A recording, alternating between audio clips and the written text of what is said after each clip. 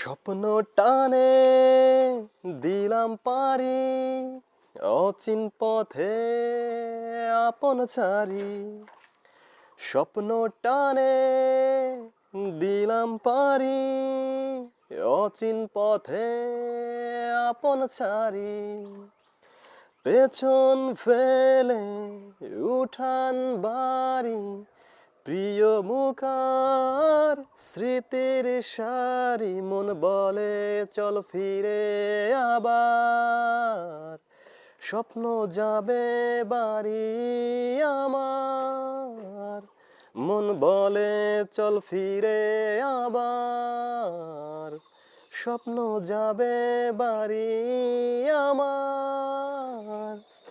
স্বপ্ন যাবে বাড়ি আমার।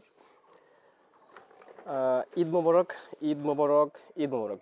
আসলে এখনকার এই ঈদ না কেমন যেন যে এই স্বপ্ন যাবে বাড়ি আমার এই গানটার মধ্যেই সীমাবদ্ধ হয়ে যাচ্ছে, এটা আমার মনে হচ্ছে। আমি জানি না আপনাদের কি মনে হচ্ছে। যেমন অফিসের লাস্ট ডে, অতঃপর বাসায় ফিরে তাড়াহুড়া করে ব্যাগ গোছানো, তারপর বাড়ির উদ্দেশ্যে বাসে চেপে বসা, বাসের জানলার পাশে একটা সিট নেওয়া, জানলা দিয়ে আনমনে বাইরে তাকিয়ে থাকা, আর বাড়ি যাওয়ার অনুভূতি, বাড়িতে বাবা মা আত্মীয় স্বজন সবাইকে মনে করে এটি সুখানুভূতি।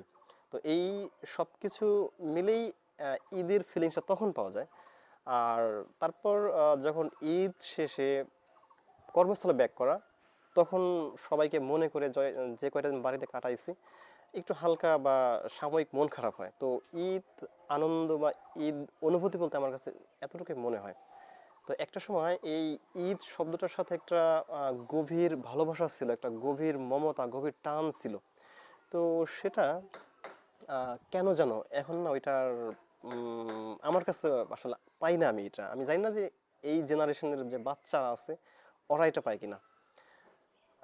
এই যেমন দেখেন, আমি আপনাদেরকে স্ক্রিনের মাধ্যমে ঈদ মোবারক, ঈদ মোবারক জানাইলাম, অথবা আপনিও এরকম জানাতে পারেন, বা আপনি মোবাইলটা হাতে নিয়ে এরকম টেক্সট করতেছেন কাউকে, বাস শেষ, ঈদ শুভেচ্ছা বিনিময় শেষ। কিন্তু একটা সময় এই ঈদ শুভেচ্ছা জানানোর জন্য ঈদের শুভেচ্ছা বিনিময় কত চমৎকার একটি মাধ্যম ছিল।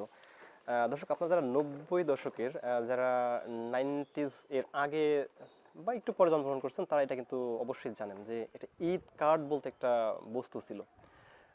সত্যি বলতে এই ঈদ কার্ডটি বাজারে কিনতে যাওয়া, নানা রং বেরঙের বিভিন্ন মানের পছন্দসই ঈদ কার্ড কিনে আনা এবং তার মধ্যে ছোট্ট একটি চিরকুট লিখে প্রিয়জনকে শেয়ার করা, পাঠানো, এটা যে কি সুখানুভূতি, এটা যে কি সুখের, এটা কেবল তারাই জানে। এই প্রজন্ম এটা জানবে কিনা আমি জানি না। আর এই বয়সটার একটু আগে বাজারে নানা রং বেরঙের কাগজের টুপি পাওয়া যেত রঙিন চশমা এবং খেলনার ঘড়ি। তো এই টাইপের জিনিসগুলো যে বাজারে কিনতে যাওয়া, কিনে আনা কতটা আনন্দের ছিল, কি যে একটা অনুভূতি কাজ করতো, এটা আসলে এখনো বোঝানো যাবে না।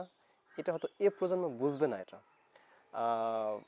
জিনিসগুলো যদিও ছিল খেলনার, যদিও ছিল কাগজের, বাট তার মধ্যে না কি যে একটা তৃপ্তি ছিল, কি যে একটা চমৎকার অনুভূতি কাজ করতো, এটা সত্যি অ্যামেজিং। তারপর বিভিন্ন ধরনের বাজি কিনতে পাওয়া, চাঁদ রাতে বাজিগুলো ফুটানো। আমরা যেটা করতাম যে বাড়ির চাচাতো ভাইরা সবাই মিলে সিরিজ পদ্ধতি একের পর এক র্যান্ডমলি বাজি ফাটাতাম। তো শুধু খুবই চমৎকার একটি অনুভূতি ছিল সেগুলো। তো ঈদের দিন যেটা ঘটতো যে সালামির একটা বিষয় থাকতো। তো সালামিটা এখনকার মতো 100 টাকা, 500 টাকা, 1000 টাকা নয়। বাড়ির বড় চাচা, মামা বা বড় ভাই, তাদের পা ছুঁয়ে সালাম করতাম, সালাম করা হতো।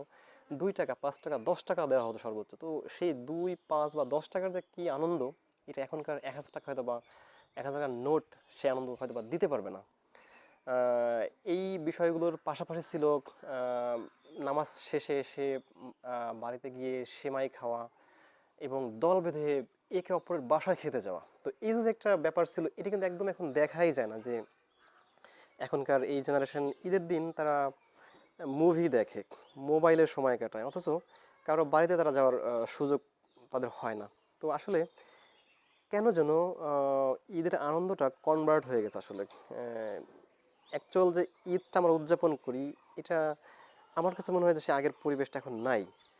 তো যাই হোক, আমি জানি না, এটা আমার কাছে এটা মনে হয়, বাট কোনো রিজিয়ন, কোনো অঞ্চলে এই ধরনের হয়তো থাকতে পারে, এটা আমার জানা নাই।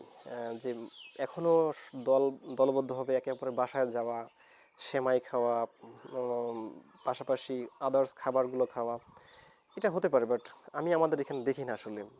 আমাদের অঞ্চলে, আমাদের এলাকায় বাচ্চাদের মধ্যে এটা খুব কমে গেছে, খুব রেয়ার। তবে আমি চেষ্টা করি, কিন্তু ওইরকম সঙ্গ পাই না আর এখন। তো দর্শক, আহ, ধন্যবাদ সবাইকে। তবে সব শেষে দোয়া থাকবে, প্রার্থনা থাকবে, কামনা থাকবে যে স্ক্রিন বিনোদনের বাইরে গিয়েও আমাদের এই জেনারেশন, আমাদের এই প্রজন্ম যেন একটা চমৎকার পরিবেশ পায়, তারা সেই প্রকৃত যে ঈদ আনন্দ, এটা ফিরে আসে, এই শুভকামনা থাকবে। পাশাপাশি আল্লাহ যেন প্রত্যেকের এই দীর্ঘ 1 মাসের সিয়াম সাধনা কবুল করে নেয়, আমাদের সবাইকে মাফ করে দেয়। আল্লাহ সবাইয়ের মঙ্গল কামনা করুক, সবার ঈদ ভালোভাবে কাটুক। এই কামনায় আবারও শুভেচ্ছা জানাচ্ছি। ঈদ মোবারক, ঈদ মোবারক, ঈদ মোবারক। ভালো থাকবেন সবাই, ইনশাল্লাহ দেখা হবে নেক্সট ভিডিওতে। আল্লাহ হাফেজ, আসসালামু আলাইকুম রহমতুল্লাহ।